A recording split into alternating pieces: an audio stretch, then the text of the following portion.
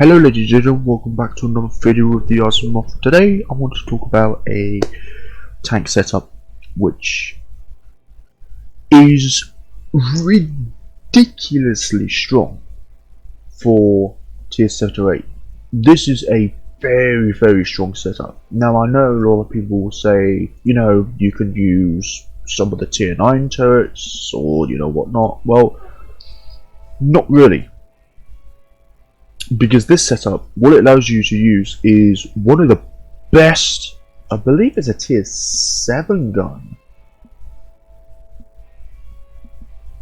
Yeah, tier 7, one of the best tier 7 guns in the game. But this is a fantastic gun, the 84mm. It may be an 84mm, but don't let that deceive you. This is a fantastic gun. Turret is E50 turret. It's really E50M turret. You could use the hull of the E50. It does have this rolled homogeneous armor plate, which sloped up like that. It's around 160, and you do get quite a bit of armor out of it. But I like this hull more. I mean, this hull armor is absolutely batshit crazy. It is ridiculous. If you angle it, yeah, good luck going through it. The lower plate, lower plate's difficult really. There is a very small weak spot on this hull, which most, if not all guns can pen, but you need to have a absolutely pinpoint accurate shot, and you should be able to pen that. But this setup with the E50M turret, the 84mm gun, and the AMX50 hull makes this thing to be an absolute monster. You can tank, you can move, you can flank, you can do everything in this setup. It's ridiculous. Yes, it's 71 tons, which is very heavy, but you got, I think it's a 1200 horsepower engine. If I actually have a look, it's 1200. Torque 100, torque 31,000 units. The torque is extremely high. If you look at the E50 hull, the torque is 25. The E50, for its weight, feels very sluggish. This is a very sluggish vehicle. Is it worth the price? It's relatively hard to construct because it requires a lot of coal and a lot of iron and whatnot. I mean, if you grind this game every day and you don't get bored of it, then you can get it pretty reasonably quick. But you know, there's some players like me which honestly don't grind this game every day because we want to play other games and whatnot. It's a good hull, it really is, but this one is absolutely fantastic. The sides, yeah, they're pretty weak. I mean, they're not as strong as the E50's side, which is 90. I mean, you can quite effectively angle in this thing and still pull off some ridiculous bounces. But this thing, yeah, it's kind of a different story. Don't really angle it in that much. You just want to angle it like this amount, and then you should be completely safe. Unless you take this thing to tier 9 and 10, which honestly you are absolutely nuts. The reason why I picked this turret over like the Chieftain turret or any other turret is because A, the front of the turret is a very small target. B, this thing is insanely tanky. I have taken 105s to the front of the turret and it's just absorbed it. there's only been 2 times I've lost my gunner and my commander, but other than that, it's a pretty damn tanky turret. This 84mm, now,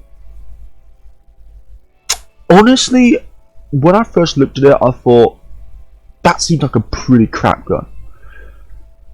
But when people started talking about it, saying, you know, this gun is fantastic, this gun is absolutely amazing, I had to get it, and my god, isn't this gun absolutely amazing. The reload, 6.6 seconds. Normally the reload is 7.7, so you've knocked off 1.1 seconds. UK 48 rounds, I do apologise. Your gun depression is 8 degrees, your gun elevation is 20 degrees. Now, the roof of your turret is 34mm, which, yeah, you may bounce a few things, but not many. The cupola is only 31, but honestly, if someone's going to shoot in the cupola, most of the time, it won't really do anything unless it's an APHE shell. Then it's going to fuse, it's going to detonate, and it's probably going to kill all of your crew in your turret. So do be wary of this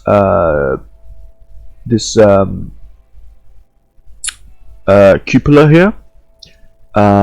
You know, just make sure you know what gun is shooting at you. If it's like a APDS gun or like a solid shotgun and whatnot, then they're most likely not going to do a huge amount to you. But if it's like an APHE shot, or heaven forbid if it's HESH, it's just going to annihilate you.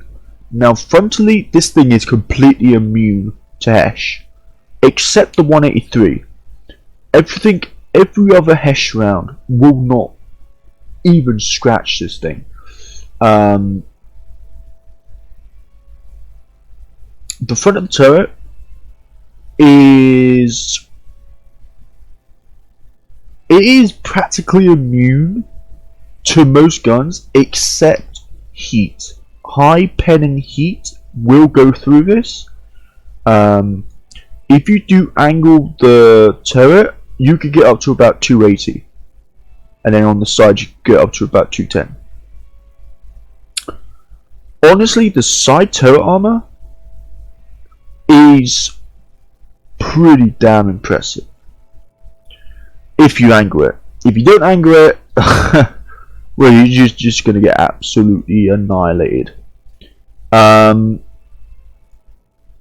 would say, now this is just me saying, I would say, if you want to survive in this thing, either point towards your enemy or point your rear towards the enemy. You really want to cover this side, or at least try and angle it so that they can't pen it. You really do not want to expose your sides, because not only are your sides really weak, but they are completely littered with ammo. Hooray! Signal range coming soon. Yeah, okay, that's interesting. Not really heard anything about that. Anyway, we're talking about attack now. I did have a game before this. I know that, you know, some people are going to say, "Oh, you didn't have this game. You didn't have this game." Well, you know, I did. Where I came MVP and I got max of 7 kills, 8 kills. This gun is absolutely disgusting. Now, the thing is people like to think that, oh yeah, and I do have all the 105s now. You know, I have the M68, I have the Royal, and the GT7. Honestly, the GT7 is my least liked 105. I don't like it anymore. Even though it fires APFSDS, and APFSDS does go through walls, I don't really like it. I don't know what it is about it. I just don't find it enjoyable. the reload, it is on par with the M68, but it's considerably slower than the Royal. I find the Royal to be the most fun to use because it's got Hesh. Hesh is disgusting in this game. The Royal does have a very good APDS. Now APDS will not go through walls, but that's fine. I have also noticed that the pen at 30 degrees is extremely good. 301. Now if we compare that to something like the M68, it's 303. Now the M68 does have far superior pen angle, but the Royal has better flat pen. 352 versus 337. Now honestly, the M68 I would say is probably, it's not really a better option, it's like a side grade. It's basically a Royal with APFSDS and heat. So you lose their Hesh, you got a slightly longer reload. The gun does weigh the same. You gain heat, which honestly I find heat to be rather underwhelming in this game. And the reason why I find heat to be rather underwhelming is it just doesn't feel do apologise. It just doesn't feel consistent. APFSDS is a very good round, I will give it that.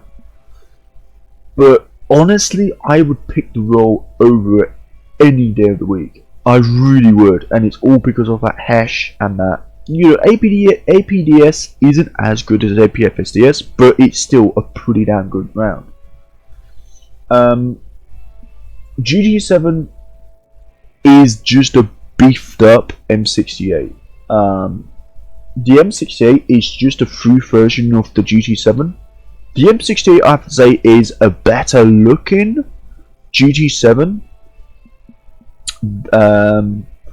The Royal is a more functional M68 and GT7. GT7 is, you know, has got better pen, and the ricochet angle is 80 degrees, which is a bit ridiculous.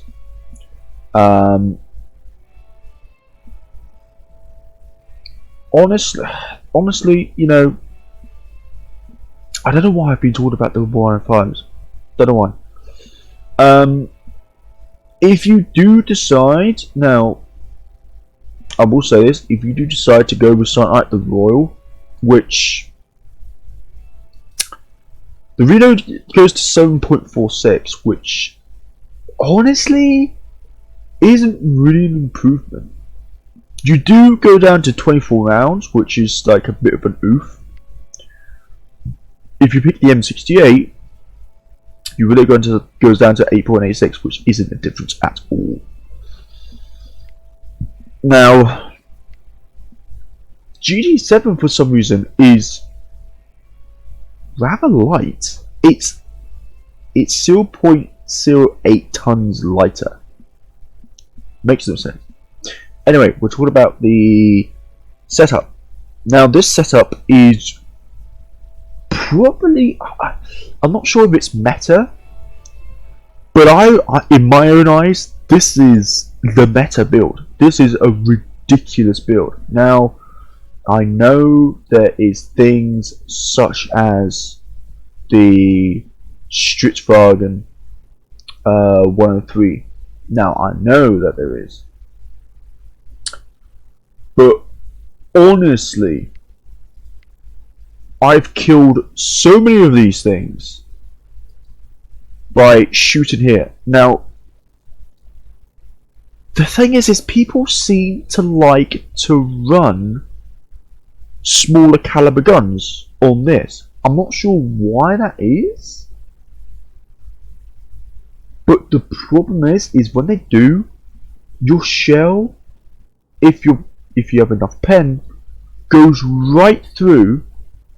It detonates. Well, either detonates or it spools on the. If I just took the X-ray on the what do you call it,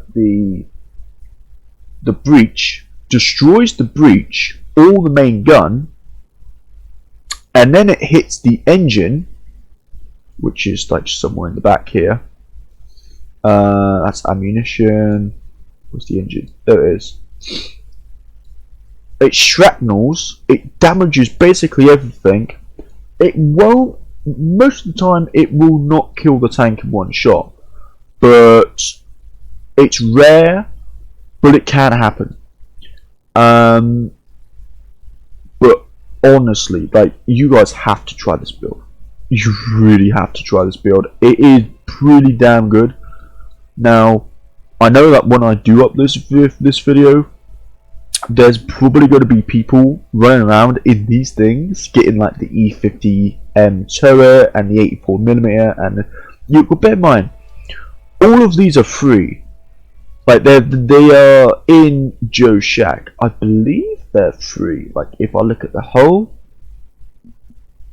got that there.